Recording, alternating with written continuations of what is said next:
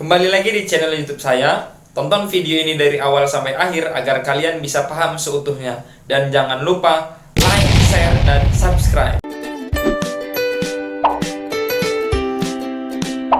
Assalamualaikum warahmatullahi wabarakatuh. Halo, apa kabar anak-anak semua? Mudah-mudahan kita semua dalam keadaan sehat walafiat. Nah, beberapa minggu yang lewat sudah kita bahas mengenai irisan kerucut. Nah, pada kali ini yang akan kita bahas yaitu irisan kerucut pada elips. Nah, sebuah kerucut yang diiris dari beberapa sudut dapat menghasilkan bentuk lingkaran, elips, hiperbola, dan parabola. Kerucut yang diiris mendatar akan membentuk lingkaran, sedangkan kerucut yang diiris dengan kemiringan sudut tertentu akan membentuk bangun elips. Nah, selanjutnya irisan kerucut elips akan menjadi topik pembahasan tersendiri pada materi irisan kerucut ini. Persamaan elips dipengaruhi pusat elips, sumbu mayor elips, dan sumbu minor elips.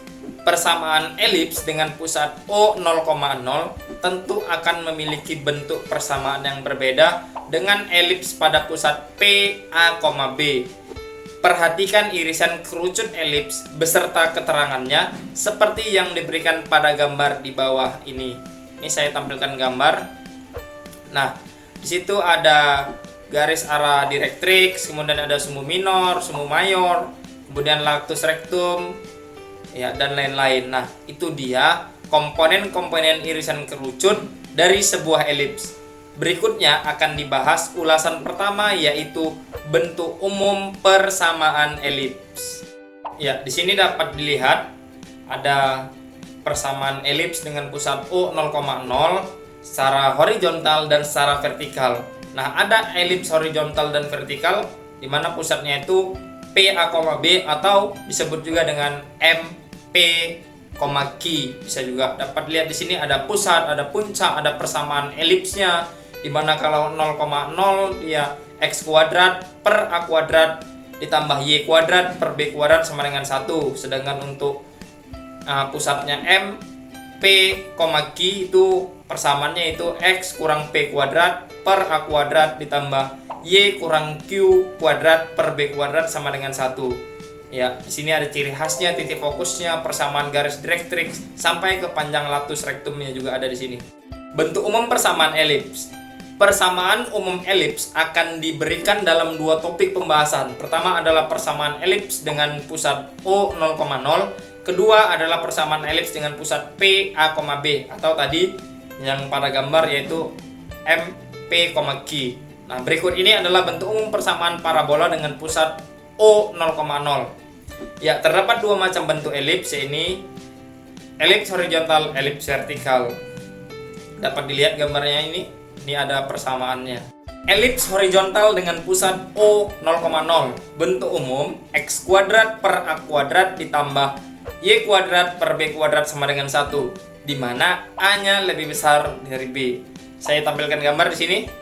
Nah, dapat dilihat unsur-unsurnya di mana ada koordinat titik puncaknya di A1 yaitu A,0, A2-nya A,0, B1-nya 0,B dan B2-nya yaitu 0, negatif B.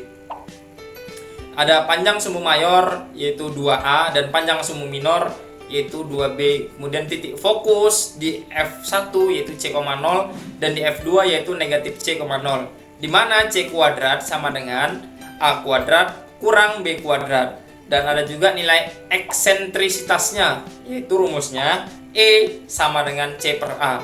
Kemudian ada persamaan garis directrix, dirumuskan dengan X sama dengan A kuadrat per C dan X sama dengan negatif A kuadrat per C. Dan terakhir yaitu panjang lactus rectum atau simbolnya LR, rumusnya adalah 2B kuadrat per A. Kemudian untuk elips vertikal dengan pusat O 0,0, bentuk umumnya sama yaitu X kuadrat per A kuadrat ditambah Y kuadrat per B kuadrat sama dengan 1. Nah, di mana A-nya yang lebih kecil dari B. Kebalikannya ya. Dapat saya tampilkan gambar. Di sini saya tampilkan unsur-unsurnya.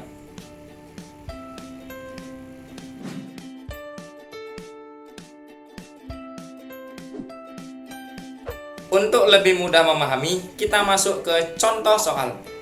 Yang pertama, tentukan titik puncak, panjang sumbu mayor, panjang sumbu minor, titik fokus, persamaan garis direktrix, eksentrisitas elips, dan panjang latus rektum dari elips 16x kuadrat ditambah 25y kuadrat sama dengan 400. Kita jawab. Ya, saya masukkan terlebih dahulu rumus atau bentuk umum persamaan elips x kuadrat per a kuadrat ditambah y kuadrat per b kuadrat sama dengan 1. Nah, kemudian 16x kuadrat ditambah 25y kuadrat sama dengan 400. Ini semua sama-sama kita bagi 400, maka hasilnya menjadi x kuadrat per 25 ditambah y kuadrat per 16 sama dengan 1. Nah, 25 itu kan kalau dipangkatkan menjadi 5 pangkat 2 dan 16 menjadi 4 pangkat 2. Maka A-nya sama dengan 5, B-nya sama dengan 4. Karena A-nya lebih besar dari B, maka elips berbentuk horizontal dengan pusat O 0,0. Sekarang saya masukkan rumus C kuadrat sama dengan A kuadrat kurang B kuadrat. C kuadrat sama dengan 5 kuadrat kurang 4 kuadrat. C kuadrat sama dengan 25 kurang 16 sama dengan 9. C-nya sama dengan 3. Maka koordinat titik puncak di A1 yaitu 5,0, A2 yaitu negatif 5,0, B1 0,4, dan B2 0,-4. Kemudian panjang sumbu mayornya 2A berarti sama dengan 10, dan panjang sumbu minor 2B yaitu 8. Kemudian titik fokus di F1 3,0 dan F2 negatif 3,0. Kemudian persamaan garis direktrix dirumuskan dengan X sama dengan A kuadrat per C dan X sama dengan negatif A kuadrat per C. Maka X sama dengan 25 per 3 dan X sama dengan negatif 25 per 3. Kemudian nilai eksentrisitas elips dinyatakan dengan E sama dengan 3 per 5. Sedangkan panjang latus rektum atau LR rumusnya 2B kuadrat per A. Maka 2 kali 4 kuadrat per 5. Sehingga latus rektumnya yaitu 32 per 5.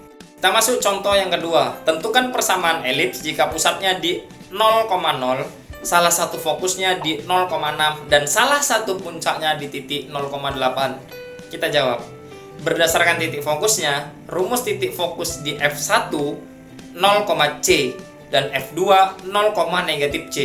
Elips ini berbentuk vertikal dengan fokus F0,6, maka C sama dengan 6. Nah, berdasarkan salah satu puncaknya di titik 0,8, maka B sama dengan 8. Maka berlaku C kuadrat sama dengan B kuadrat kurang A kuadrat, sehingga A kuadrat sama dengan B kuadrat kurang C kuadrat. A kuadrat sama dengan 8 kuadrat kurang 6 kuadrat. A kuadrat sama dengan 64 kurang 36 sama dengan 28. Elips ini mempunyai persamaan bentuk umum X kuadrat per A kuadrat ditambah Y kuadrat per B kuadrat sama dengan 1. Sama dengan X kuadrat per 28 ditambah Y kuadrat per 64 sama dengan 1. Ya, itu tadi sedikit materi mengenai persamaan elips dengan pusat O 0,0. Nah, di sini saya ada latihan 2 soal. Bisa anak-anak semua kerjakan di aplikasi psikologi.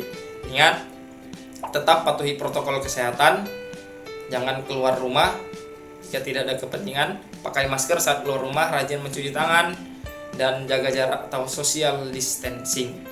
Ya, mudah-mudahan apa yang saya sampaikan bermanfaat. Ingat, tetap tanamkan karakter disiplin, percaya diri, berpikir kritis, pantang menyerah, dan jujur. Belajar bukan hanya sekedar membaca, tetapi juga memahami. Saya akhiri, billahi taufiq wal hidayah. Wassalamualaikum warahmatullahi wabarakatuh. Yes, we can.